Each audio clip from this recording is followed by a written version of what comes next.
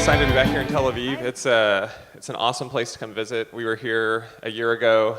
We've been doing a series of events, OpenStack events across Europe. There was one last Monday in Budapest. There was one in Paris on Wednesday. In Italy, in Milan, they had the first OpenStack day in Italy on Friday. And then we went back to Paris to fly here, and El Al wanted to know what we were doing. What I wanted to talk about today was something that's bigger than OpenStack. And it's a trend that as we travel around and we talk to people all over the world, we talk to businesses all over the world, more and more what we're seeing is what I like to call the software-defined economy. You know, it's not just about software-defined networking or storage or the data center. It really reaches into every aspect of our life and of the economy now. You don't really typically want a cloud just to have a cloud.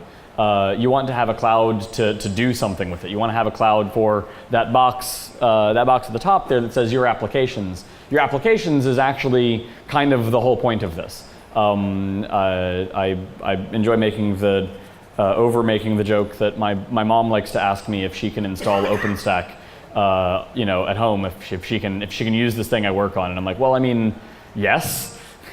Every vendor in the world needs to understand how their products will fit into an OpenStack world. Because to the extent that people are running their own infrastructure, we believe they will be running it with OpenStack. OpenStack is going to be at the center of all private infrastructure and a lot of public infrastructure in years to come. So the energy that you see here really is driving driving that. You're the guy with the helmet. You're basically the driver of a top-notch technology called OpenStack, right? You always want top-notch performance. You always want all the little knobs to configure your system and to configure your environment according to your very complex and specific needs. And obviously, I've been talking a lot to users and to customers.